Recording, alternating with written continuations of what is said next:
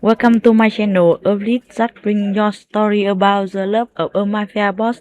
Now let's listen. The fluorescent lights of the hospital nursery hummed above me, a constant drone that had become the soundtrack to my exhaustion. I pressed my forehead against the cool glass, watching the tiny bundle wrapped in pink cotton. My daughter, Lily. 3 days old, and already more precious than anything I'd ever known. The antiseptic smell of the corridor mixed with the faint scent of newborn that still clung to my hospital gown, creating an odd comfort in this sterile world. My phone buzzed in my pocket. Another bill, probably. I'd stopped opening them 2 days ago. The nurse, Maria, appeared beside me with that practiced smile they all wore. "She's beautiful, honey. You should rest." Rest. As if I could afford that luxury, as if the father of my child hadn't disappeared the moment I'd told him, taking with him not just my trust, but also $20,000 I'd been saving for exactly this moment. Marcus. Even thinking his name made my throat tight. The man I'd thought would be my forever had turned out to be nothing more than a skilled liar with quick hands and quicker feet. "I will," I lied, offering her a weak smile. The bracelet caught my eye, the small plastic band around Lily's impossibly tiny wrist. The hospital photographer had taken pictures earlier, mentioned something about a commemorative package. I hadn't been paying attention, my mind foggy with medications and the overwhelming reality of single motherhood. But now, staring at my daughter through the glass, I wanted to capture everything, every detail, every moment. Because moments were all we had, and I needed to remember them when the nights got hard. I pulled out my phone and snapped a photo through the glass. The image came out better than expected. Lily's peaceful face, her tiny fingers curled near her chin, and the bracelet clearly visible with her name printed in bold letters. Lily Marie Woods, born December 4th, 2025. Mother, Elena Woods. No father listed. That space remained blank, just like my future felt. My phone was almost dead, 5% battery. I needed to send this to someone, anyone, just to have it backed up somewhere safe. My mother had passed 2 years ago, and I had no siblings. Friends had scattered when Marcus's betrayal became public knowledge, as if poverty were contagious. But there was Sarah, my former co-worker from the diner. She'd texted yesterday, asked how I was doing. I pulled up my messages, scrolling through the short list, my vision blurred with tears I refused to shed. Not here. Not now. The contacts swam before my eyes. Sarah's name. I clicked it. Except I didn't. My trembling fingers, still clumsy from the epidural's lingering effects, hit the wrong name. The message sent with that soft whoosh sound before I could stop it. For a moment, I just stood there, staring at the screen. Then ice flooded my veins. The message had gone to a number I didn't recognize, a contact saved simply as MR. I didn't know anyone with those initials. Frantically, I scrolled through my recent calls, trying to place it. Nothing. The number was a ghost in my phone, probably a wrong number I'd saved by accident weeks ago, maybe a spam call I'd mistakenly added. My heart hammered. It was just a photo of a baby bracelet. Nothing sensitive, nothing dangerous. Some stranger would receive it, delete it, move on with their life. I tried to breathe normally. It didn't matter. It couldn't matter. But something cold settled in my stomach anyway. A premonition I couldn't name. The discharge papers crinkled in my hands as I signed my name for the 40th time. Nurse Maria had tried to convince me to stay another day, but I couldn't afford it. Each night in this hospital was another bill I'd never pay. Another debt that would follow me like a shadow. "You have a ride home?" she asked, her eyes too knowing, too sympathetic. "Yes." I lied again. Lying had become easier lately. Survival required it. I'd take the bus. Lily in one arm, the small bag of donated baby supplies in the other. The city would be cold, but we'd manage. We had to. I was finishing the last form when my phone buzzed. Still at 3% battery, somehow clinging to life as desperately as I was. The message notification made my breath catch. Unknown number. "Where did you get this photo?" My fingers froze. The stranger. The misplaced message. I should have ignored it, but something in those 6 words felt like a hook in my chest, pulling tight. Me. Sorry, wrong number. Please delete it. I waited, watching the 3 dots appear, disappear, appear again. Unknown. Number. Answer the question. The words weren't a request, they were a command, typed with the certainty of someone who expected obedience. Something about that tone made my pulse quicken. Not with fear exactly, but with awareness. Like my body recognized a predator before my mind could catch up. Me, it's my daughter. I sent it by mistake. Sorry for the confusion. The dots appeared immediately. Unknown number. The bracelet. What does it say? I stared at the message. Why would anyone care about a hospital bracelet? Unless... My mind raced through possibilities, each more unsettling than the last. Identity theft? Some kind of hospital scam? I'd heard stories of people targeting new mothers, vulnerable and distracted. Me. Just her name and birth date. Standard hospital bracelet. Unknown. Number. Send me a clearer photo, now. Now my fear crystallized into something solid. This wasn't normal. This wasn't a simple case of wrong number curiosity. The demand in that message, the authority, it made my skin prickle. Me. No, please don't contact me again. I blocked the number with shaking hands. Nurse Maria returned with a wheelchair. Hospital policy, she explained. And I barely heard her. My mind was still on those messages, on the stranger who'd shown such intense interest in a photo of my newborn daughter. It's nothing, I told myself. Just someone strange.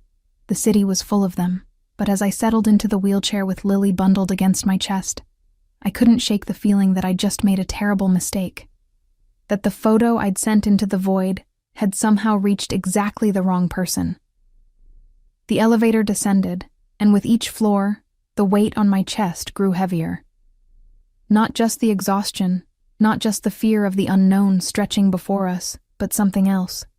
Something that felt like being watched by eyes I couldn't see. The apartment smelled like mildew and regret. 3 rooms on the 4th floor of a building that had seen better decades, with pipes that groaned and neighbors who screamed through paper-thin walls. But it was mine. Barely.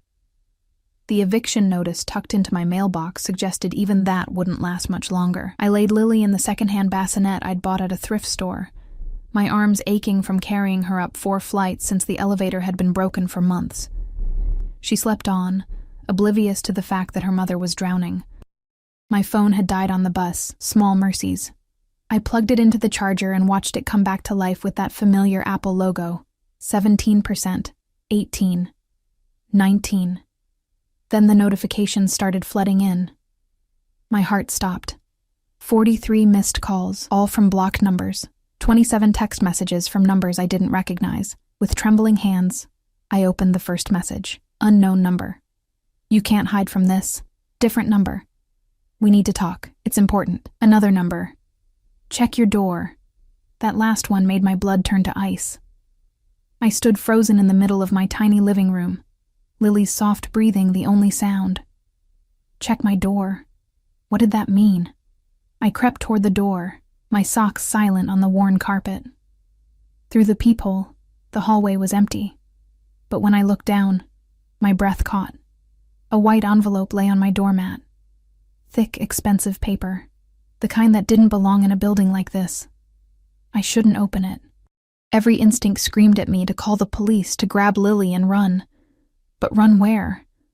I had nowhere to go. No one to call. And what would I even tell them? Someone sent me mysterious texts? My fingers worked the lock, the chain, the deadbolt. I opened the door just enough to snatch the envelope and slam it shut again, all 3 locks clicking back into place. The envelope was heavy. No name, no address. Just thick cream paper that felt like money in my hands. Inside, a single card. Black cardstock with silver lettering. Tomorrow, noon, Il Cielo Ristorante, come alone. And below it, a single initial, R. My legs gave out. I sank to the floor, my back against the door, staring at the card like it might bite me. Il Cielo. I knew that restaurant. Everyone in the city knew it. The kind of place where reservations required a month's notice, and my entire year's salary wouldn't cover a single meal. The kind of place where powerful people made deals that never saw daylight. This couldn't be about a wrong number photo. This was something else. Something I'd stumbled into without meaning to. Lily whimpered from her bassinet, and I scrambled to my feet, shoving the card into my pocket.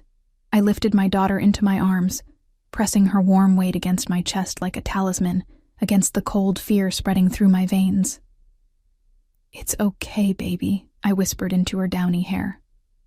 "We're okay." But we weren't. I could feel it in my bones, that same premonition from the hospital, now fully formed into certainty. The photo I'd sent hadn't just reached the wrong person. It had reached someone dangerous, someone who'd seen something in that bracelet that I couldn't understand. Something that had made them move mountains to find me within hours. Something that now demanded my presence at one of the most exclusive restaurants in the city. And the most terrifying part, deep down, in a place I didn't want to examine too closely, I knew I would go. Not because I wanted to, not because I was brave, but because whoever had sent that card wasn't asking, they were telling. And people who gave orders like that, who commanded with such casual certainty, weren't the type to accept no for an answer. They were the type who took what they wanted. Consequences be damned. I looked down at Lily's peaceful face. So innocent, so unaware of the storm gathering around us. What did I do? I whispered into the darkness of my apartment. But the darkness didn't answer. It never did. Outside my window, the city glittered with 1,000 lights, each one hiding 1,000 secrets. And somewhere out there, someone was waiting for noon tomorrow, waiting for me to walk into whatever trap I'd accidentally set by sending a single photograph. The bracelet photo was still on my phone. I pulled it up, zooming in on Lily's tiny wrist, searching for whatever had triggered this response. Lily Marie Woods, December 4th, 2025. Mother, Elena Woods. Just a name, just a date, just a baby. What could anyone possibly want with us? Sleep didn't come that night. How could it? I lay in the darkness, Lily nestled in the bassinet beside my bed, and watched shadows crawl across the ceiling. Every creak of the building made my pulse spike. Every footstep in the hallway outside became a potential threat. At 3 a.m., I gave up pretending. I fed Lily, changed her, held her against my chest, and breathed in that sweet newborn scent that somehow made everything both better and worse. Better because she was here, perfect, and mine. Worse because I had no idea how to protect her from whatever was coming. The card sat on my nightstand, its silver lettering catching the streetlight filtering through my thin curtains. Il cielo ristorante, noon. Come alone. I'd Googled the restaurant around midnight. My phone's glow harsh in the darkness. The images that populated my screen were obscene in their luxury. Crystal chandeliers, marble floors, waiters in tuxedos serving plates that cost more than my rent. Reviews mentioned celebrities, politicians, business moguls. One article called it, "Where Power Dines in the City," not the kind of place for a broke single mother in bargain store jeans. But more than that, the deeper I scrolled, the more uncomfortable the truth became. Il Cielo wasn't just expensive. It was exclusive in a way that suggested ownership by people who preferred shadows to spotlights. Comments hinted at connected clientele, the kind of connections that made journalists write carefully, and police look the other way. My hands had trembled so badly I'd nearly dropped my phone. Now, with dawn approaching, and Lily finally asleep again, I faced the impossible question. Was I really going to walk into that restaurant? Into what might be a trap, but what choice did I have? The alternative was waiting here, vulnerable, for whoever had sent that card to lose patience. And something told me these weren't people whose patience lasted long. At least in a public restaurant, I'd be safe. Wouldn't I? I laughed bitterly into the darkness. Safe. As if I knew what that word meant anymore. By 11 a.m., I'd changed clothes 4 times. Everything I owned looked shabby, worn thin by too many washes and too many years. Finally, I settled on my only dress. Black, simple, bought for my mother's funeral. It was too big now. Stress and pregnancy had stolen weight I couldn't afford to lose. But it was clean, and it didn't have stains. The real problem was Lily. Come alone, the card had said. But I couldn't leave her. Not with anyone, because there wasn't anyone to leave her with. The neighbor I'd sometimes talk to had moved out last month. Sarah lived across town and worked days. There was no one, so I'd have to bring her. Whoever wanted to meet me would have to accept that I came as a package now. I dressed Lily carefully in the small pink sleeper that the hospital had provided, wrapped her in the thin blanket I'd received from the charity basket. She looked so tiny, so fragile. My heart cracked a little more. "I'm sorry," I whispered, kissing her forehead. "I'm so sorry you got stuck with me." The bus ride downtown took 40 minutes. I sat in the back, Lily in my arms, and watched the city transform outside the window. My neighborhood's crumbling buildings gave way to renovated brownstones, then to glass towers and manicured streets. By the time we reached the restaurant district, I felt like I'd traveled to another country. Il Cielo occupied the ground floor of a building that looked like it had been carved from pearl. Actual pearl. White stone that seemed to glow in the midday sun, with tall windows draped in fabric that probably cost more than my car had before Marcus sold it. I stood across the street, clutching Lily, and seriously considered running, but my feet carried me forward anyway. Across the street, up the 3 marble steps, to the heavy glass door where a man in a black suit stood like a sentinel. He was huge, not tall, though he was that too, but broad, solid, the kind of build that suggested violence was always an option. His eyes swept over me, assessing, dismissing, until they landed on the baby in my arms. Something shifted in his expression. Not softening exactly, but recognition. Like he'd been expecting this. "Name," he said, not a question. A demand. "Elena Woods." My voice sounded small, swallowed by the street noise behind me. He touched his ear, an earpiece I realized, and murmured something I couldn't hear. Then he nodded once and pulled open the door. "Second floor. Private dining room. Elevator is straight ahead." I wanted to ask questions. Who was I meeting? What did they want? Was I walking to my death? Instead, I stepped inside. The interior stole my breath. Everything gleamed. The floors, the walls, the massive chandelier hanging like a frozen waterfall in the center of the room. The air smelled like money and roses, an overwhelming perfume that made my head spin. Soft music played from hidden speakers, something classical and mournful. A woman in a crisp white shirt appeared beside me, her smile professional but cold. "This way, Ms. Woods." She didn't wait for confirmation, just turned and walked toward a glass elevator at the back of the room. I followed because there was nothing else to do. Lily heavy in my arms, my heart hammering so hard I could feel it in my throat. The elevator rose silently. The woman didn't speak, didn't look at me, just stared straight ahead like I was cargo being delivered. Second floor. The doors opened onto a hallway even more opulent than the floor below. Dark wood paneling, paintings that looked old and expensive, sconces that cast warm light across thick carpet that swallowed sound. "Last door on the right," the woman said, already stepping back into the elevator. Then I was alone in the hallway, Lily stirring against my chest, and the door at the end waiting like a mouth ready to swallow me whole. I walked forward. What else could I do? My hand shook as I reached for the handle. The metal was cold, heavy, expensive. Everything here was expensive, designed to remind people like me that we didn't belong. I pushed the door open. The room beyond was smaller than I'd expected. Intimate.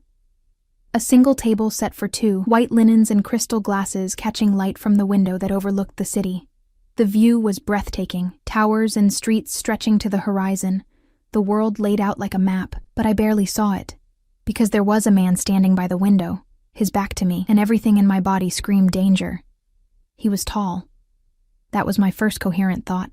Tall and broad-shouldered, wearing a suit that looked like it had been sewn directly onto his body, black fabric that caught the light, perfectly tailored, the kind of clothing that whispered wealth so profound it didn't need to shout. His hair was dark, almost black, cut short, but with enough length on top to suggest careful styling. His hands were in his pockets, casual, relaxed. But there was nothing relaxed about the tension in his shoulders, the controlled stillness of his posture. He didn't turn around immediately, just stood there, looking out at the city like he owned it. Maybe he did. "Close the door," he said. His voice hit me like a physical thing, deep, smooth, with an accent I couldn't quite place, American but educated, polished to a shine that suggested private schools and old money. But underneath that polish was something else, something rough, dangerous. I closed the door. The click sounded too loud in the quiet room. Lily chose that moment to whimper, a small sound of distress. I bounced her automatically, soothing, but my eyes stayed locked on the man's back. Finally, he turned, and I forgot how to breathe. He was young, mid-30s at most. I'd expected someone older, gray-haired and weathered. Instead, I got a face that belonged in magazines. Sharp jaw, high cheekbones, full lips that looked cruel and sensual in equal measure. His eyes were dark, almost black, framed by thick lashes that should have softened his features, but somehow made them more intense. He was beautiful in a way that felt wrong, like a blade hidden in silk. Those dark eyes swept over me once, clinical and assessing, before dropping to Lily in my arms. And then, his entire body went rigid. It was subtle. Most people wouldn't have noticed, but I'd learned to read body language when I waitressed, when knowing a customer's mood could mean the difference between a good tip and getting stiffed. This man's shoulders locked, his jaw clenched, and something flickered across his face too quickly for me to name. Shock. Maybe. Or recognition. "Sit," he said, gesturing to the table. "I prefer to stand." The words came out steadier than I felt. Small rebellion, probably stupid, but I needed something. Some illusion of control. His lips curved slightly, not quite a smile. More like acknowledgement of a move in a game I didn't know we were playing. "Then stand," he said, moving toward the table himself. He pulled out a chair, sat with fluid grace, and gestured again. "But you'll be more comfortable sitting." And the baby, her name is Lily. Why I interrupted him I couldn't say. Maybe because he'd called her the baby, like she was an object instead of a person. Maybe because fear was making me reckless. "Lily," he repeated, and the way he said her name made goosebumps rise on my arms. Careful, deliberate, like he was tasting it. "An interesting choice. What do you want?" The question burst from me, too loud, too desperate. "Why am I here? What do you want with us?" He leaned back in his chair, studying me with those dark eyes. The silence stretched until I wanted to scream. "The photo you sent," he finally said. "The bracelet. Tell me where you took it." "The hospital. St. Catherine's." "I already told you." "Which hospital?" he interrupted. "What room? What floor?" "The maternity ward." "Why does it matter?" "It's just the name on the bracelet." His voice cut through mine like a knife through cloth. "Lily Marie Woods, born December 4th. Mother, Elena Woods." He paused, and something dark crossed his features. "Father." My throat closed. "None of your business. It is my business." He stood abruptly, and I instinctively stepped back, clutching Lily tighter. He froze, seeing my fear, and something shifted in his expression, not softening, but awareness. Like he'd forgotten for a moment what he must look like to someone like me. He stayed where he was but continued speaking, his voice lower now. Controlled. "The bracelet also has a medical ID number, an attending physician, time of birth. But there's something else, something you might not have noticed in your photo." He pulled out his phone, expensive naturally, and held it up so I could see the screen. My photo. The one I'd sent by mistake, but zoomed in, enhanced somehow, focusing on a detail I'd completely missed. There, printed small at the bottom of the bracelet, barely visible. A notation. Medical codes I didn't understand. And a name. Dr. Marcus Reeves, attending the room, tilted. Marcus. My Marcus. The father who'd abandoned us, stolen from me, disappeared without a trace. But that wasn't right. Marcus wasn't a doctor. He'd worked in sales, or so he'd told me. "Unless you know him," the man said. Not a question. A statement of fact. I don't understand." "Marcus Reeves. You know him. The father of your child. How do you... My voice cracked. What is this? What's happening? The man moved closer, and this time I couldn't back up. The wall was behind me, solid and unforgiving. He stopped a few feet away, close enough that I could smell him, expensive cologne mixing with something else, something darker. Smoke and leather and threat. Marcus Reeves, he said softly, dangerously, stole from me 3 months ago. $2 million, cash, disappeared without a trace. His eyes bore into mine, and now I find out he has a child. With you. The world narrowed to a pinpoint. $2 million. Marcus had stolen $2 million from this man who screamed danger from every pore, who commanded rooms and made people obey with a single word. I didn't know, I whispered. I swear I didn't know. He left me. Took my savings and disappeared. I haven't seen him since you got pregnant. Yes. And you expect me to believe that's coincidence? It's the truth. My voice rose, desperation making me loud. Lily fussed, startled, and I immediately lowered my tone, rocking her automatically. Please. I don't know anything about stolen money. I don't know where he is. I'm just trying to survive. The man stared at me for a long moment. Then his eyes dropped to Lily again, and that strange expression returned. Hunger. Longing. Something I couldn't name. What's your middle name? He asked abruptly. What? Your middle name. What is it? I don't have one. Why, your mother's maiden name? Rossi. The word came out automatically, confusion overwhelming caution. Maria Rossi. Why are you asking me this? He went very still. Dangerously still. And when he spoke again, his voice was barely above a whisper. Marie. You named her Marie. It was my mother's name. She died 2 years ago, and I stopped, seeing his face. What is it? But he didn't answer. Just stood there, staring at Lily like she was a ghost made flesh. And somewhere in the back of my mind, pieces started connecting. Pieces that didn't make sense, but couldn't be coincidence. The initial on the card, R. My mother's name, Rossi.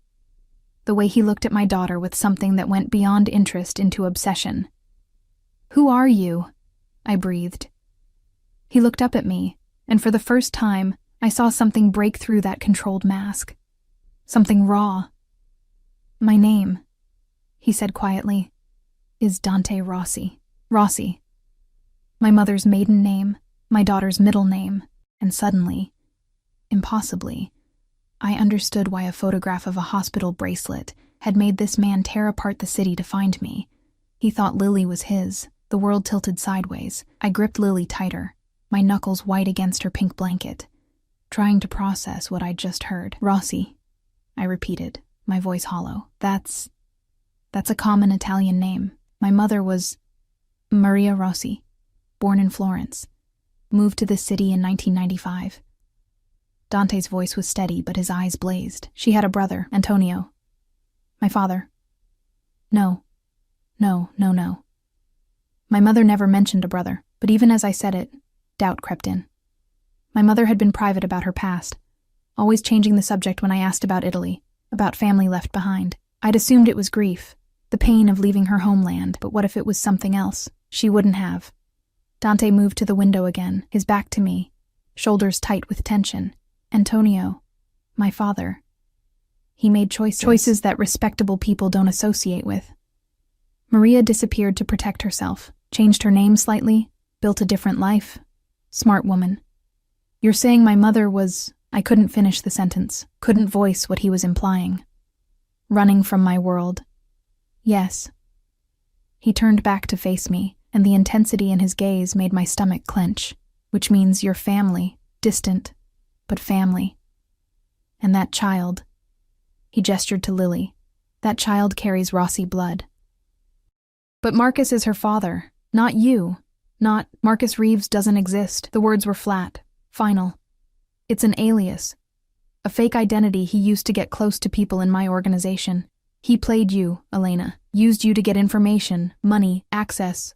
Then he vanished. The room spun. I reached for the chair, needing support, and this time Dante moved quickly to steady me. His hand on my elbow was firm, warm through the thin fabric of my dress.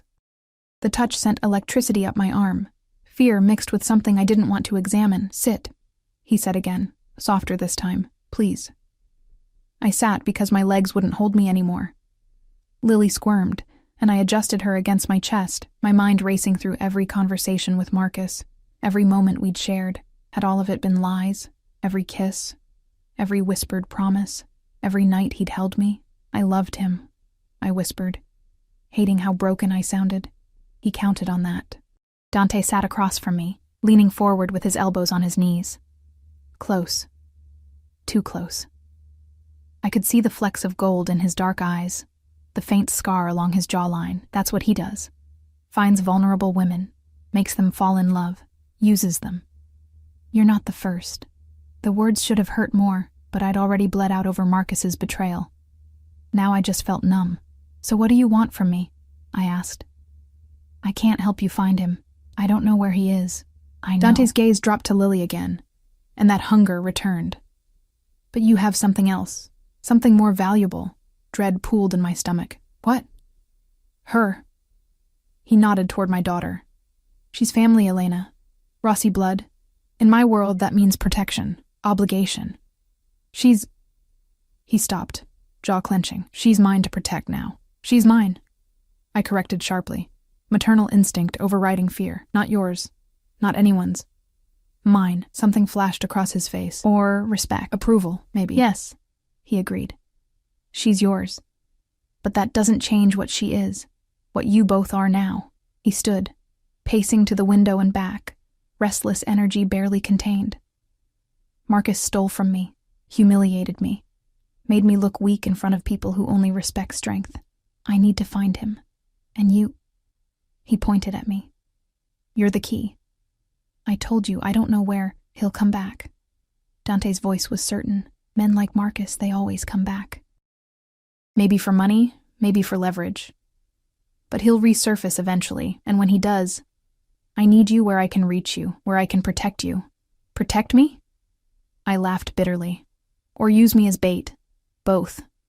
He didn't even try to lie. "You're in danger, Elena.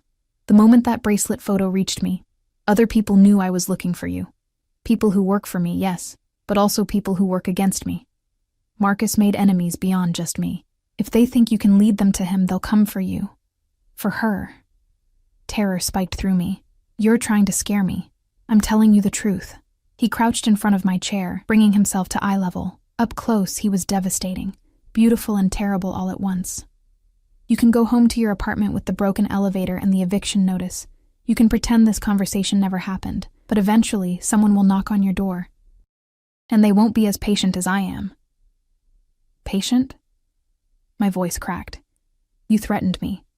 Sent your people to find me. Dragged me here. I invited you here." His eyes held mine. "If I'd wanted to drag you, Elena, you never would have made it onto that bus. You'd have woken up somewhere secure with no choices at all. I gave you a choice. I'm still giving you one." "What choice?" "Come with me. Let me keep you safe. Both of you."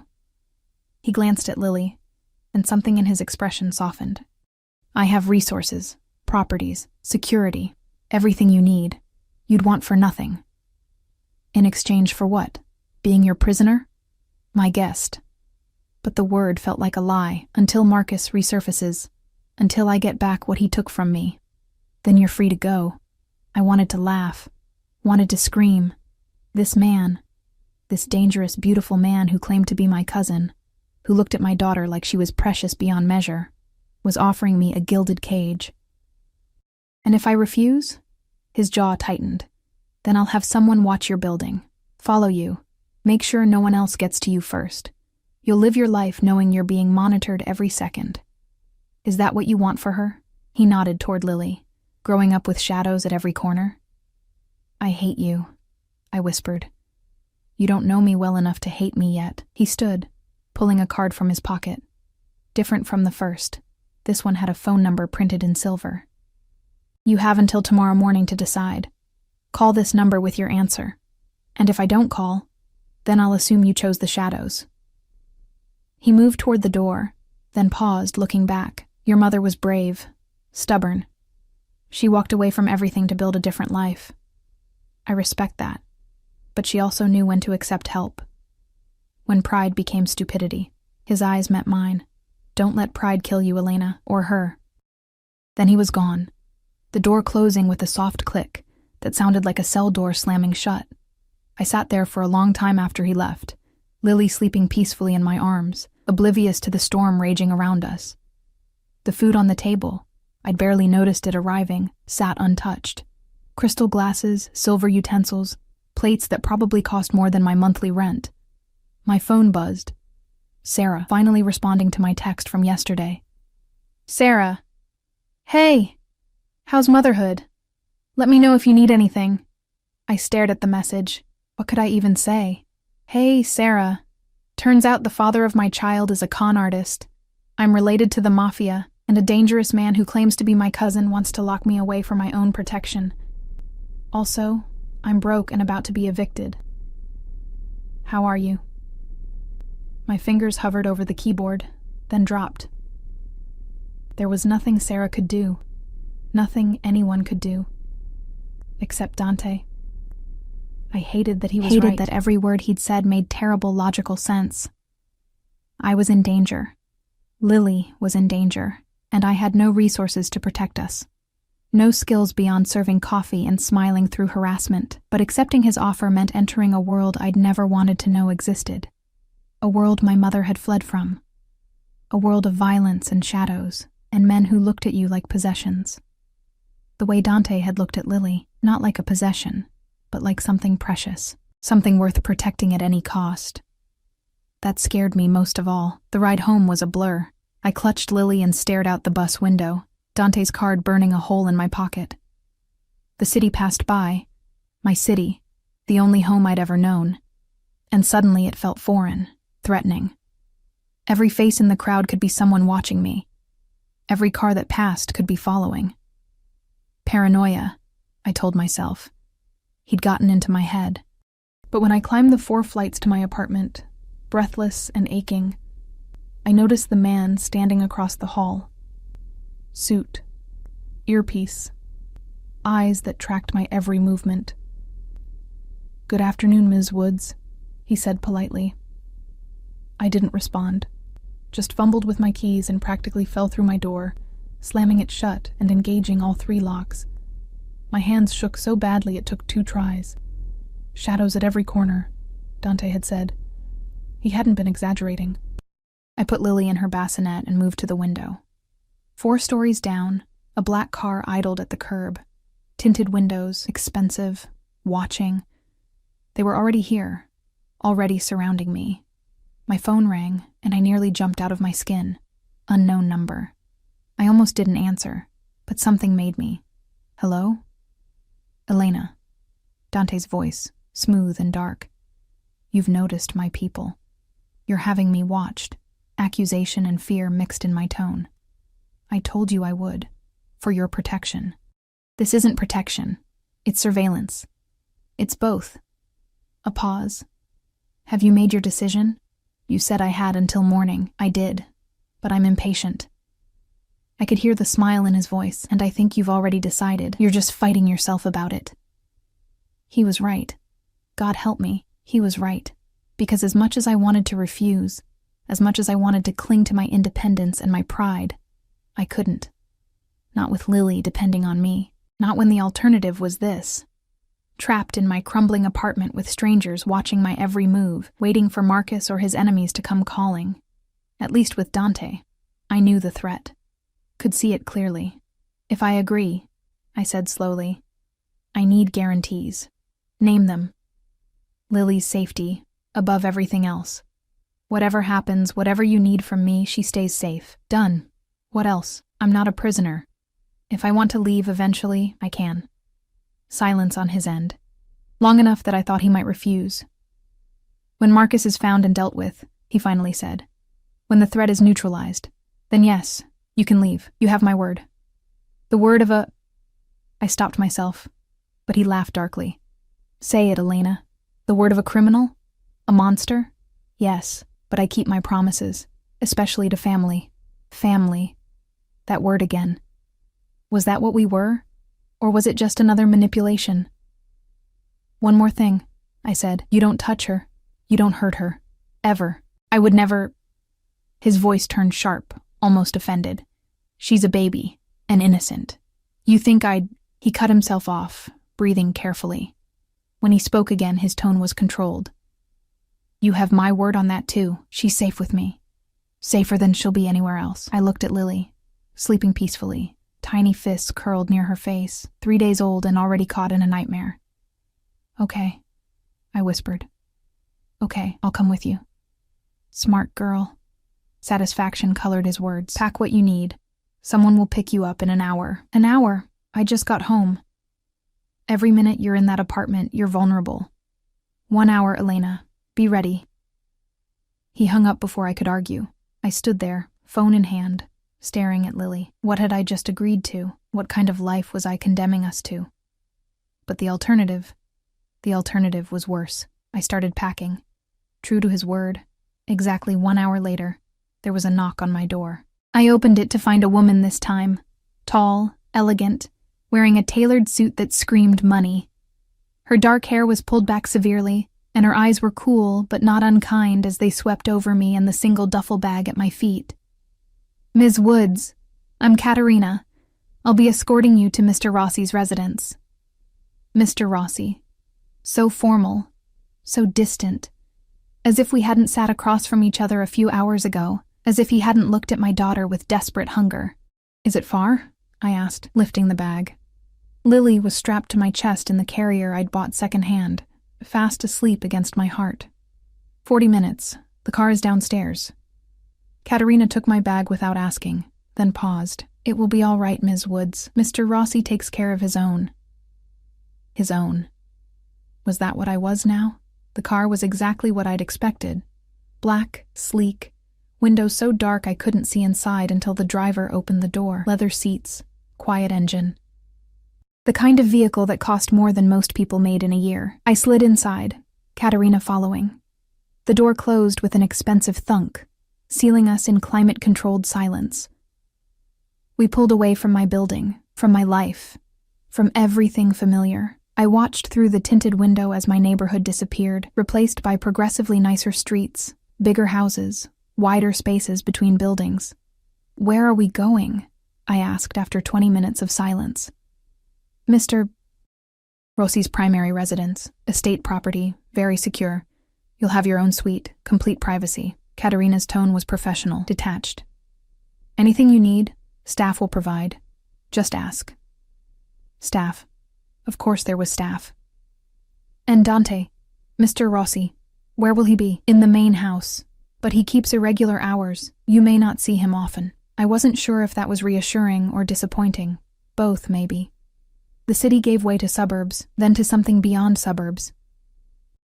Estates hidden behind walls and gates. Properties that stretched for acres. Old money territory. The kind of place where people like me only existed to serve. Finally, we turned down a private road, approaching gates that looked like they belonged to a fortress. Tall iron bars, security cameras, a guardhouse with 2 men who nodded as we passed. The drive beyond was lined with trees, old growth, carefully maintained. And at the end of it, a house that stole my breath. Mansion didn't cover it. This was something else. Stone and glass, modern architecture blended with classical elements, sprawling across manicured grounds that seemed to stretch forever. Lights glowed from dozens of windows, warm against the evening darkness. Welcome home, Ms. Woods, Katerina said as the car stopped at the front entrance. But as I stepped out, Lily warm against my chest and stared up at the beautiful prison I'd agreed to enter, I couldn't shake the feeling that I'd just made a deal with the devil, and the devil was waiting for me somewhere inside those walls, watching, planning, ready to collect on the bargain we'd struck.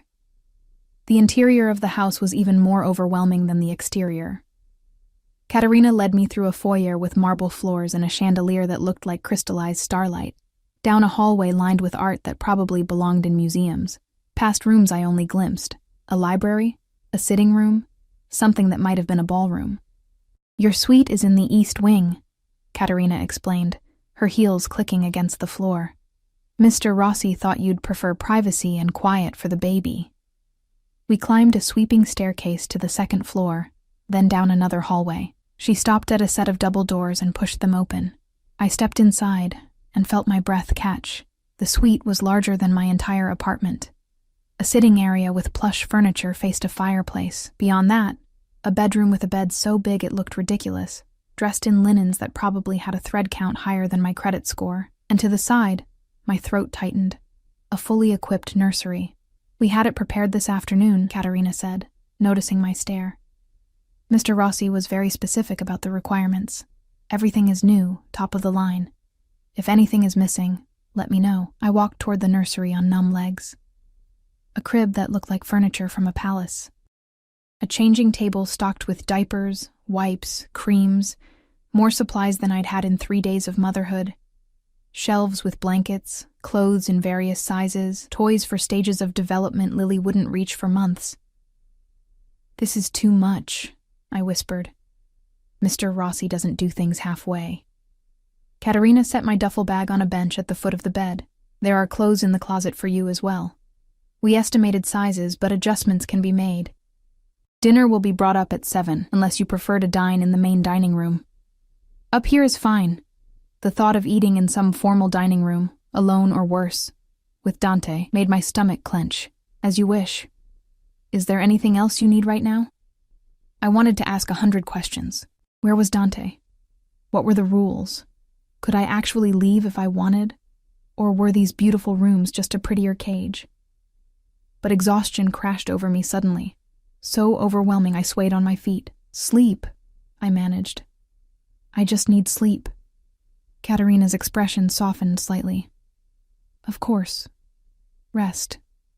No one will disturb you tonight." After she left, I stood in the middle of the suite, Lily still strapped to my chest, and tried to process the surreal turn my life had taken. 48 hours ago, I'd been in a hospital room, alone and terrified. Now I was in a mansion that probably had its own zip code, under the protection of a man who made my instincts scream danger. Lily stirred, making small, hungry sounds. Right. Reality intruded. Babies didn't care about life-changing decisions or moral quandaries. They cared about being fed, changed, and held. I settled into the obscenely comfortable armchair in the nursery and fed her, staring out the window at grounds lit by subtle landscape lighting. Somewhere out there were guards, cameras, systems designed to keep the world out. Or keep us in. I woke to sunlight streaming through curtains I didn't remember closing and a moment of complete disorientation. Wrong bed, wrong room, wrong everything. Then memory crashed back and I bolted upright, panic spiking. Lily. But she was fine, sleeping peacefully in the crib beside the bed. Someone, Katerina probably, had moved her at some point during the night without waking me. The realization that strangers had entered my room while I slept should have terrified me. Instead, I just felt grateful that I'd gotten rest. A knock sounded at the door. Soft. Careful. "Come in," I called, my voice rough from sleep. Katerina entered carrying a tray.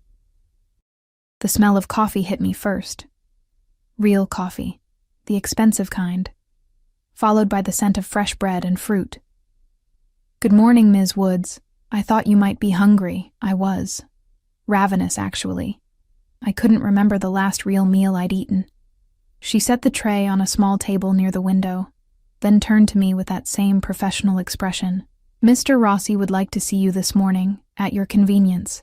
He's in his office on the first floor." My stomach tightened. "When?" "Whenever you're ready. There's no rush." But something in her tone suggested there was always a rush with Dante. "I can watch the baby if you'd like." Every maternal instinct rebelled at the idea. "No. Thank you, but no. I'll bring her with me." Katerina nodded like she'd expected that answer. "Of course. I'll let Mr. Rossi know you'll come down after breakfast." After she left, I ate mechanically, barely tasting the food that was probably incredible. My mind was already spinning ahead, preparing for whatever conversation awaited me. What did Dante want? What new demands would he make? I dressed in clothes from the closet. Jeans that fit perfectly. A soft sweater that probably cost more than my old car. Everything was my size. My style even. He'd been thorough, disturbingly thorough. With Lily fed, changed, and nestled in my arms, I made my way downstairs. A young man in a dark suit appeared seemingly from nowhere to guide me, leading me through the maze of hallways to a door near the back of the house. He knocked once, then opened it. "Ms. Woods, sir." "Thank you, Marco." Dante's voice, rich and dark. I stepped inside, and the door closed behind me with a soft click. The office was different from what I'd expected. Not cold and corporate, but lived in, comfortable, dark wood shelves lined with books that looked actually read, not just decorative. A massive desk dominated one side of the room, but Dante wasn't sitting behind it. Instead, he stood near the window, wearing dark slacks and a white shirt with the sleeves rolled up, revealing forearms that suggested he did more than just give orders. He turned when I entered, and I hated the way my breath caught. He was just a man. Beautiful, yes. Dangerous, absolutely. But just a man. Except he wasn't. The way he moved, the way he commanded space, there was nothing ordinary about Dante Rossi. His eyes went immediately to Lily, that same hungry look flashing across his face before he controlled it. "You slept well?" "Yes." I stayed near the door, needing the escape route visible. "You wanted to see me?" "I wanted to make sure you had everything you needed, that you're comfortable." "I'm as comfortable as someone in my situation can be." A hint of a smile. "Fair." He moved toward his desk, putting distance between us. Giving me space, I realized. I also wanted to explain how things will work here. "You mean the rules of my imprisonment?" "The parameters of your stay," he corrected smoothly. "You're free to move about the house and grounds as you wish. The staff will accommodate any requests. You're not a prisoner, Elena. Just closely monitored. Protected." His jaw tightened slightly. "There's a difference." "Is there?" I challenged, some reckless part of me pushing. "Can I leave?" "Right now, if I wanted to. Could I walk out that front door?" His eyes darkened. "You could try. And your guards would stop me. My guards would protect you from making a fatal mistake." He leaned against the desk, crossing his arms. "You think I'm your enemy. I understand that. But I'm not. The people looking for Marcus, the ones who want what he stole from various organizations, not just mine, they are your enemy. They don't care that you're innocent. They only care that you're connected to him." "How do I even know that's true? How do I know you're not just making it up to keep you here?" He moved suddenly, closing the distance between us before I could react.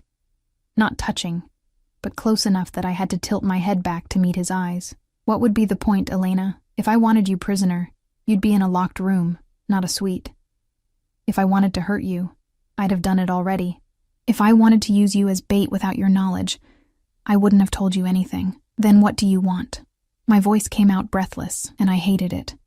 His gaze dropped to Lily, then back to me. "I want my family safe, both of you. I want Marcus found and dealt with. And I want—" He stopped, something raw flashing across his features. "I want to know my cousin's daughter, the only blood family I have left who's innocent." The words hung in the air between us.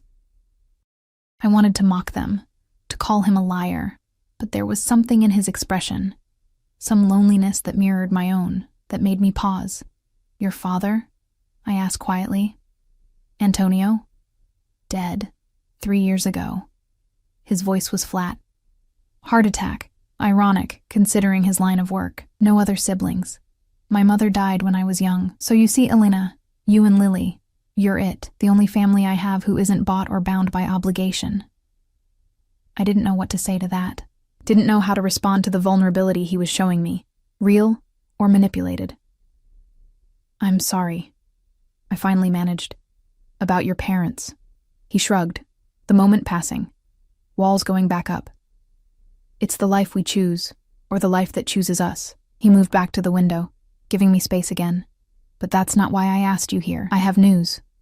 Dread pooled in my stomach. "What kind of news?" "Someone tried to access your old apartment last night. 2 men, both armed. My people intercepted them. The room spun. What did they want? You, or information about you. We didn't give them a chance to explain." His tone was casual, but the implication was clear. Those men were dead, or wishing they were. "It confirms what I told you. You're being hunted. If you'd stayed in that apartment, he didn't need to finish the sentence. I clutched Lily tighter, fear making my hands shake. Who sent them? Still determining that, but it proves my point. You're safer here than you ever would have been alone. He turned back to face me. I know you hate this. Hate me, probably. But I meant what I said. I protect my family, and whether you like it or not, that's what you are now. We barely know each other. Blood doesn't require familiarity. His eyes held mine. It only requires recognition. And I recognized what you were the moment I saw that bracelet, saw my family name, my blood. You think I could ignore that? Walk away? Most people would. I'm not most people. He said it simply, like it was the most obvious truth in the world. And it was. Looking at him, this dangerous, beautiful man who commanded empires and made people disappear, I understood that whatever else he was, whatever lies he might tell, this was true. He wasn't like anyone I'd ever met, and that terrified me. I want to help, I said suddenly. Finding Marcus. I want to help. Why? His eyebrows rose. Because he destroyed my life, took everything from me, and because... I looked down at Lily. Because if he's out there, she's never safe. So I want him found. I want this over. Dante studied me for a long moment. What can you tell me about him? Anything he said? Places he mentioned? People he knew? I thought back, trying to remember details through the fog of betrayal. He said he worked in medical sales, traveled a lot, was gone for days at a time, sometimes weeks. He had an apartment across town, but I was only there a few times. He always wanted to come to my place. Because he was keeping you separate from his real life, Dante said grimly. What else? He had a tattoo. On his shoulder. Numbers. I closed my eyes, picturing it. 24/7/19. I asked him once what it meant. He said it was his sister's birthday, but he seemed uncomfortable about it. Dante pulled out his phone, typing rapidly. Good. That's something. What about friends? Associates? No one. He kept me isolated. Said he didn't like sharing me with others. The words tasted bitter now. I thought it was romantic. Turns out it was just strategy. He's good at what he does, Dante acknowledged. But everyone makes mistakes. Everyone leaves traces. He looked up from his phone. My people will investigate. In the meantime, you focus on recovering, getting your strength back. Let me handle finding him. And when you do, what happens to me then? The question hung between us, heavy with implications. Then you get your life back, Dante said quietly. You and Lily. Free and clear. That's the deal. You make it sound simple. It is simple. The execution is complicated, but the concept is simple. He moved closer again, and this time I didn't step back. I keep my promises, Elena. Remember that. When all of this is over, when Marcus is no longer a threat, you can walk away. No obligations. No strings. And if I want to stay in touch, the words surprised me as much as they seemed to surprise him. If I decide that maybe Lily should know her family, something blazed in his eyes. Hope, maybe. Or hunger. Then I would like that very much, he said softly. More than you know. The days blurred together. Lily grew stronger, more alert, her eyes focusing on the world around her. I recovered from the birth, my body slowly remembering what it felt like to not be exhausted to the bone. The staff was attentive but not intrusive, appearing when needed, vanishing when not. And Dante. Dante was everywhere and nowhere. I'd see him in the hallway sometimes, always surrounded by men in suits, always on his phone, always moving. He'd nod in acknowledgement, but we didn't speak. Other times, I'd come down to breakfast and find him already there, reading the paper, drinking espresso. He'd look up, our eyes would meet, and something would pass between us. Something I didn't want to name. A week into my stay, I found him in the library late at night. I'd been unable to sleep, Lily finally resting after hours of fussiness, and had wandered downstairs hoping to find something to read.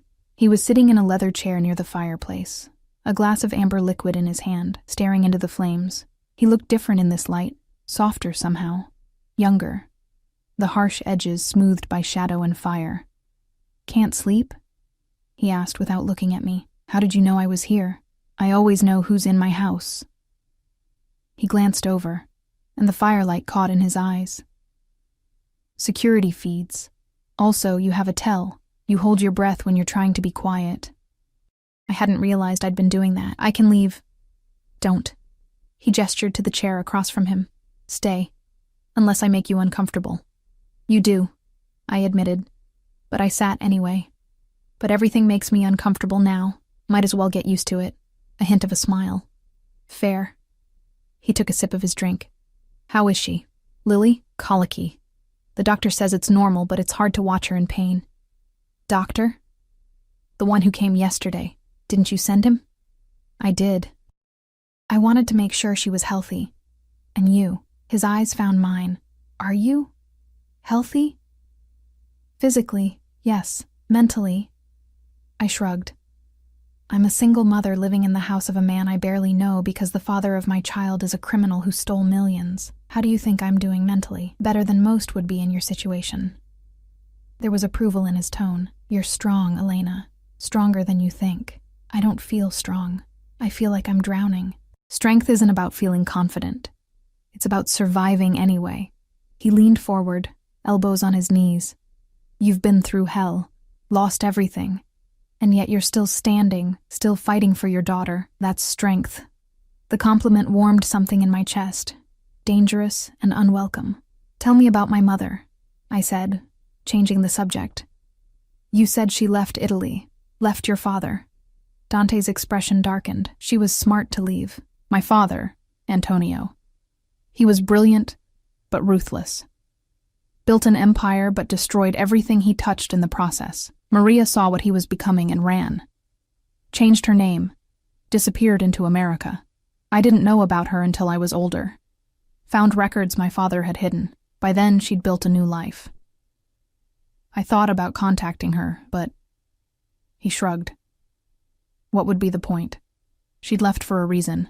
She died 2 years ago, I said softly. Cancer. Pain flashed across his face. I'm sorry. Me too. I stared into the fire.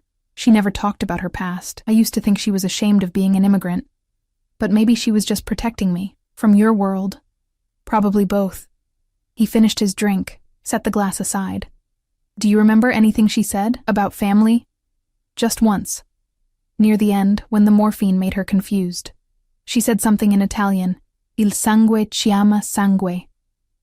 A blood calls to blood, Dante translated quietly, his eyes locked on mine. She knew. Even dying. She knew what you'd face eventually. What does that mean? It means you can't escape family, Elena. No matter how far you run, no matter how much you try to hide, blood calls to blood. Family finds family. He stood, moving to the fireplace. And sometimes that's a curse. Sometimes it's salvation. Which is it for us? He looked at me over his shoulder, and in the firelight, he looked almost human, almost safe. I haven't decided yet, he admitted. Ask me when this is over. 3 weeks passed in a strange rhythm of domesticity and danger. Lily thrived, growing plumper and more alert each day. I fell into routines, feeding schedules, walks through the gardens with security trailing at a discreet distance, quiet evenings in my suite. It felt almost normal, except for the armed guards and the constant awareness that I was living in a beautiful prison. Dante and I orbited each other carefully. Sometimes he'd join me for breakfast, and we'd talk about nothing important. Books, the weather, Lily's latest milestone. Other times, I'd hear raised voices from his office, doors slamming, tense phone calls in Italian that made the staff move faster and speak quieter. The night everything changed started ordinarily enough. I was in the nursery, rocking Lily to sleep, when Katerina appeared in the doorway. Her usual composure was cracked, worry evident in the tight lines around her mouth. Ms. Woods, Mr. Rossi needs to see you. Immediately. The urgency in her tone made my pulse spike. What's wrong? Please, just come. I settled Lily in her crib, she was already drowsy, and followed Katerina downstairs. Instead of Dante's office, she led me to a room I'd never entered. The door was steel, reinforced, with a keypad lock. She entered a code, and it opened with a heavy click. Inside was what could only be called a war room. Monitors covered one wall, showing security feeds from around the property and beyond. Maps were spread across a large table in the center, and Dante stood with 3 other men, all of them armed, all of them looking at something on a laptop screen. Elena. Dante looked up, his face grim. We found Marcus. My breath caught. Where? Here. In the city. He turned the laptop toward me, and I saw grainy security footage of a man entering a building. Dark hair, lean build, confident stride. Even in the poor quality video, I recognized him instantly. Marcus. The man I'd loved. The father of my child. The liar who'd destroyed my life. When was this taken? My voice sounded distant, not quite my own. 2 hours ago. He's been moving through the city, hitting locations, looking for something. Dante's eyes were dark, dangerous, or someone. We think he knows you're here. Ice flooded my veins. How? We're not sure yet, but he's getting bolder, making moves, which means he's desperate, one of the other men finished. Older, scarred, with eyes that had seen too much violence. Desperate men make mistakes, or they do something insane, Dante countered. He looked at me, and I saw conflict in his expression. I need to ask you something, and I need you to be honest, okay? And if you saw him again, if we brought him here, could you face him? The question hit me like a physical blow. Face Marcus? The man who'd stolen everything from me?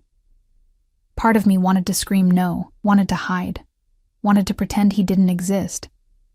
But another part, the part that had grown harder over these weeks, that had learned to survive in Dante's world, that part wanted answers, wanted closure, wanted to look Marcus in the eyes and show him he hadn't broken me. Yes, I heard myself say.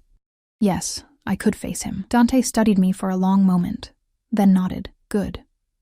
Because we're going to draw him out, and you're going to be the bait. The plan was simple in concept, terrifying in execution. Marcus had been monitoring my old apartment building, apparently waiting for me to return, so Dante would make it look like I had. Security footage would show me entering, lights would go on in the apartment, movement would be visible through the windows. Except it wouldn't be me. It would be one of Dante's people, a woman roughly my build and coloring, wearing my clothes, and when Marcus made his move, Dante's team would be waiting. He won't hurt her, I said, pacing Dante's office while he finalized details with his men. The decoy. He won't actually hurt her, will he? He won't get the chance. Dante's voice was cold, certain. My people are the best. They'll take him before he gets within 10 feet of that apartment. And then what? What happens to him? Dante looked at me, and I saw the predator beneath the polished exterior. Then I get my money back, and my reputation, and you get to ask him whatever you want before I decide what he's worth to me alive versus dead. The casual way he said it, alive versus dead, should have horrified me. A month ago, it would have, but I'd changed. This world had changed me. I want to be there, I said. When you bring him in, I want to see his face. Elena, please. I moved closer, and Dante's jaw tightened. I need this. I need to face him, to show him he didn't destroy me.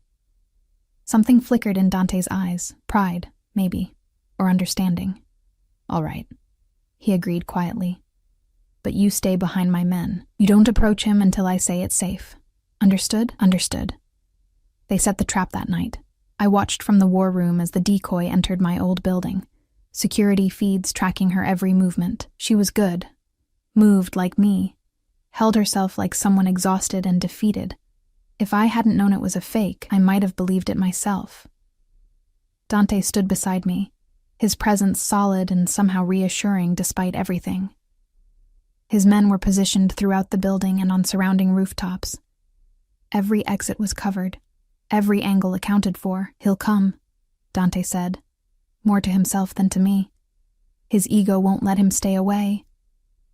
And Dante was right. At 11:47 p.m., movement on one of the exterior cameras caught my attention. A figure in dark clothing, face obscured by a hood, approaching from the east. He moved with practiced ease, avoiding the main entrance, heading for the fire escape I'd used 100 times when the elevator was broken. That's him, I breathed. Dante was already on his radio, giving quiet orders. On the screens, I watched his men adjust positions, tightening the net. Marcus reached the fire escape and started climbing.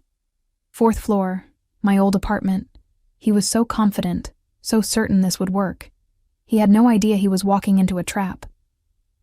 The decoy moved away from the window at Dante's signal.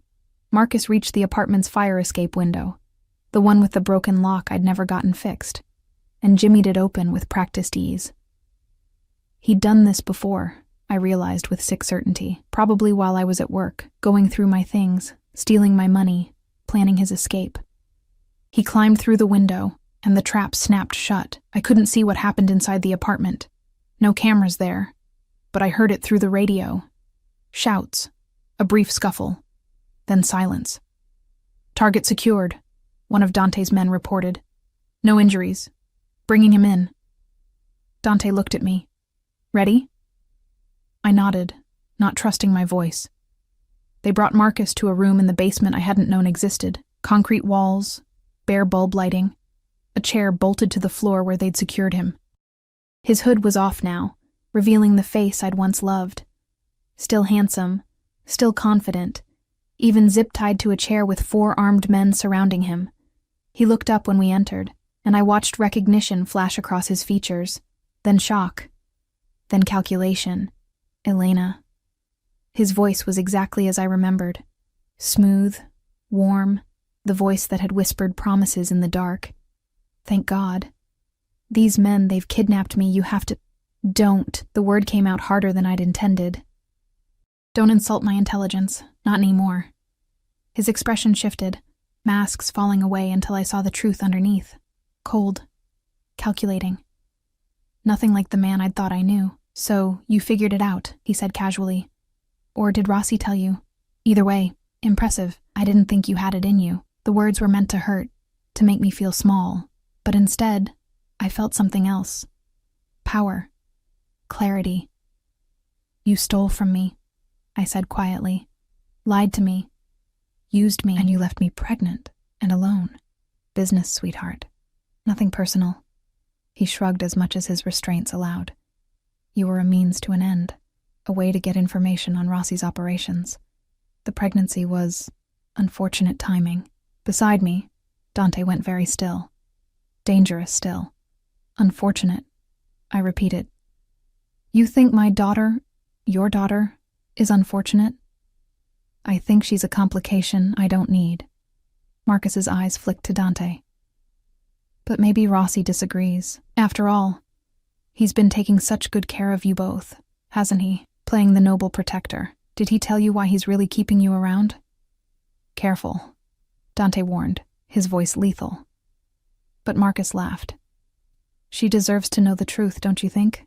About family, about blood, about why a man like you would suddenly care about a random woman and her bastard child."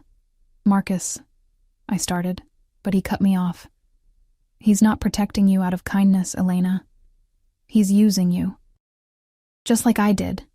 Because that baby," he nodded toward me, "that baby might be mine, but she's also Rossi's blood, his cousin's daughter. And in his world, blood is currency. Family is power. You think he gives a damn about you? He cares about what you represent, about having an heir to his empire who's innocent, malleable, who can be shaped." Dante moved faster than I could track. One moment he was beside me, the next his hand was around Marcus's throat, lifting him in the chair slightly off the ground. "You don't know anything about what I care about," Dante said softly, dangerously. "You never did. That's why you failed. Why you'll always fail." He released Marcus, who gasped for air and turned to me. "Elena, everything he's saying is manipulation, trying to drive a wedge between us. Don't listen to him." "But is he right?"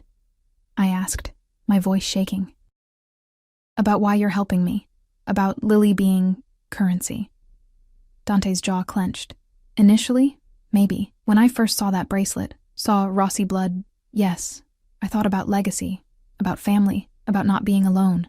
He moved closer, his eyes intense. "But that was before I knew you, before I saw how you fought for her, how you've survived despite everything, before I realized that you're not just blood relation. You're family in every way that matters." "Pretty words," Marcus sneered. "But we both know how this ends, don't we, Rossi? You get your money back, kill me, and keep Elena trapped here forever, because letting her go means losing control. And you can't stand that. You're wrong. Dante's voice was quiet, but absolute. Elena stays or goes as she chooses. Always has been her choice. Then let her choose now, Marcus challenged. Let her walk out that door, right now, with the baby. No guards, no threats. See what she does. The room went silent. All eyes turned to me. My heart hammered against my ribs. Fear and confusion and anger swirling into a toxic mix. Could I leave? Just walk away from all of this? The danger, the luxury, the complicated man who'd become something I couldn't quite name? I looked at Marcus, the man I'd once loved and felt nothing but disgust. Then I looked at Dante, the man I'd feared, and saw something else, something real beneath the danger. No, I said quietly. No? He's got you that brainwashed already? No, I repeated, stronger this time. I'm not leaving. Not because Dante's forcing me to stay, but because I choose to. Because you're still out there, still a threat, and here. I gestured to the room, to Dante, to everything. Here we're safe. Lily is safe. And when you're dealt with, when the threat is gone, then I'll decide what comes next, on my terms. Pride blazed in Dante's eyes. Marcus's face twisted with rage. You stupid! Where's the money? Dante cut him off, all business now. 2 million. Where is it? Marcus smiled, ugly and mean. Gone. Spent. Invested. You'll never see it again. Then you're worthless to me alive. Dante pulled out his phone, typed something. My people found your accounts. Offshore. Encrypted. Very clever. Unfortunately for you, my people are more clever. He showed Marcus the screen. Empty now. Every cent. And it's sitting in my accounts as we speak. The color drained from Marcus's face. You can't. That's impossible. Nothing's impossible with the right resources. Dante pocketed his phone. So here's how this works. You've stolen from multiple organizations, including mine. You've used and manipulated innocent people.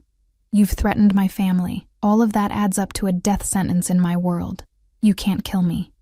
Marcus's confidence cracked. Elena won't let you. She's not like us. She still has morals, conscience. She also has a daughter to protect, Dante interrupted.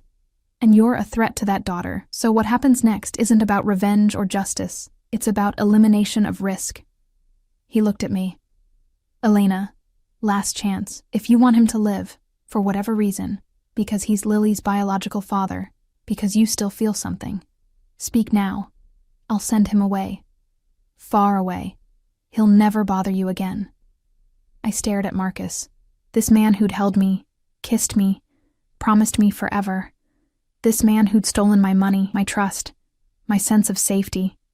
This man whose daughter slept upstairs, innocent and perfect, and deserving of so much better than him. Do what you need to do, I heard myself say. Just make sure he can never hurt anyone else the way he hurt me. Marcus's eyes widened with real fear. Elena, please. But I was already turning away, walking toward the door. Dante followed, leaving his men with Marcus. Behind us, I heard pleading turn to threats, turn to sobbing. I didn't look back. Upstairs, in the quiet luxury of my suite, I stood in the nursery doorway watching Lily sleep. So peaceful, so innocent. She'd never know her biological father. Would probably grow up thinking of Dante as family, uncle, protector, something more complicated than words could capture. Are you all right? Dante's voice came from behind me. Quiet, careful. I don't know, I admitted. Am I supposed to feel guilty, sad? I just sentenced a man to death. You chose to protect your daughter. There's no guilt in that. He moved to stand beside me, both of us watching Lily. He made his choices, Elena. You're not responsible for the consequences. What will happen to him? Do you really want to know? I thought about it, then shook my head. No, I just want him gone. Out of our lives. Forever. He will be. Dante turned to face me. And then you're free. You can stay, like you can go. It's your choice. No obligations. What if I don't want to be free? The words came out before I could stop them. What if I've gotten used to this, to feeling safe, to having family even if it's complicated? His eyes darkened with something I couldn't name. Then you stay. For as long as you want. This is your home now, if you want it to be. And what are we? I asked quietly. Family? Friends? Something else? Dante moved closer and my breath caught. He raised his hand, hesitating, then gently traced his fingers along my cheek. The touch was electric, dangerous, full of promise and threat in equal measure. We're whatever you want us to be, he said softly. I won't pressure you, won't force anything, but Elena. His eyes bore into mine. You need to know that I've become invested. In you. In Lily. In the idea of actually having family who chooses to be with me. Not because they're afraid or obligated, but because they want to be. That's a lot of pressure, I whispered. I know, and I'm sorry for that. He dropped his hand, but didn't step back. So here's what's going to happen. Marcus will be dealt with by tomorrow. After that, you'll have time, space, to figure out what you want. If you choose to leave, I'll set you up. Money, security, everything you need to start fresh somewhere safe. If you choose to stay, his jaw tightened. If you choose to stay, we figure out what this is, together, at your pace. And if I'm still figuring it out, if I don't know what I want, then I wait. He said it simply, like it was the easiest thing in the world. I'm a patient man, Elena. When something matters, I can wait forever. The weight of his words settled over me, heavy and warm and terrifying. This man, this dangerous, powerful, beautiful man, was offering me everything. Safety, family, time, choice. And the scariest part was that I wanted it. Despite everything, despite the fear and the violence and the impossible circumstances, I wanted this life. Wanted him. Okay, I said finally. Okay. I'll stay. For now. We'll figure it out. Together. The smile that crossed his face was genuine, unguarded, the first truly open expression I'd seen from him. He looked younger, almost vulnerable. Together, he agreed. 6 months later, Lily's laughter filled the garden as Dante lifted her high in the air, making airplane noises that were frankly ridiculous, coming from a man who commanded an empire. But she loved it, shrieking with delight, her tiny hands reaching for his face. I watched from the patio, coffee in hand, and felt something I hadn't felt in years. Peace, contentment, home. Marcus was gone. I didn't know the details, didn't want to know. Just knew that the threat had been eliminated, permanently. In the aftermath, I'd waited for guilt that never came. Instead, I felt only relief. Dante had kept his promise about giving me space. We'd spent months learning each other. Meals together, conversations that stretched into early morning, moments of comfortable silence. He'd shown me his world carefully, let me decide how much I wanted to be part of it. And I'd surprised both of us by wanting more than I'd expected. I'd started helping with the legitimate parts of his business. He had investments, properties, companies that operated in the light. Turns out waitressing had taught me about people, about reading situations, skills that translated well. Dante valued my input, listened to my ideas. We'd become partners, in business and slowly, carefully, in other ways. He'd never pushed, never demanded. But there were moments, brushed hands, long looks, tension that hummed between us, that promised something more when we were both ready. Lily had become the center of both our worlds. Dante doted on her with fierce protectiveness that should have been alarming but somehow felt right. He'd be in a meeting with dangerous men, then drop everything when she cried. Would hold her for hours, speaking Italian softly, teaching her words she was too young to understand. She called him Tete, her attempt at Dante, and he wore it like a crown. She's going to be spoiled rotten, I called out, as he spun her in circles. That's the plan, he called back, grinning, genuinely happy. Only the best for Principessa, my princess, our princess. Katerina appeared beside me with more coffee, her professional mask slipping into something like warmth. Mr. Rossi has been different since you arrived. Lighter, more human. Is that good or bad in your world? I asked. Good. She smiled. Very good. A man who remembers his humanity makes better decisions than one who only remembers power. After she left, I set down my coffee and walked to Dante. Lily reached for me immediately, and I took her, settling her on my hip. "We need to talk," I said. Concern flashed across Dante's face. About this. Us. What we're doing. I took a breath. I know we said we'd take time, figure things out. But Dante, it's been 6 months, and I think I figured it out. His body went tense. And I'm scared, I admitted. Terrified, actually. Because I didn't expect this. Didn't expect to care about you. Didn't expect to want this life, this family, this us. Elena. But I do, I continued. I care about you. More than I should, probably. More than is smart. And I want this. Want us. Want to actually try. Not just exist in this limbo. For a moment, he just stared at me. Then his hand came up to cup my face, thumb tracing my cheekbone with devastating gentleness. "You're sure?" His voice was rough, because once we cross this line, I won't be able to go back. Won't be able to pretend I don't want everything with you. I'm sure. And I was. Despite the fear, despite the complications, despite everything. Are you? His answer was a kiss, careful at first, mindful of Lily between us, then deeper as I shifted her to one arm and pulled him closer with the other. It was promise and claiming and homecoming all at once. When we broke apart, both breathless, Lily was patting both our faces like she was trying to figure out what just happened. "So," I said, smiling despite myself, "what now?" Dante grinned, that rare, genuine expression that transformed his face. "Now we live. We build. We raise her together." He touched Lily's cheek gently, and we figure out the rest as we go. "That simple? That complicated," he corrected. "You're worth it. She's worth it." His eyes met mine. This, whatever this becomes, is worth everything. And standing there in the garden, sun warm on our faces, Lily babbling happily between us, I realized he was right. It wouldn't be simple, wouldn't be conventional, but it would be ours. Blood had called to blood, just like my mother had said, but more than that, something deeper had taken root. Choice. Trust. Family built not just on genetics, but on decision, on showing up, on choosing each other every day. "I love you," I said suddenly. The words felt right, true, despite how terrifying they were to say. Dante's eyes widened, then softened with emotion so raw it took my breath away. "Ti amo, Elena," he whispered back. "You and Lily both. My family. Finally."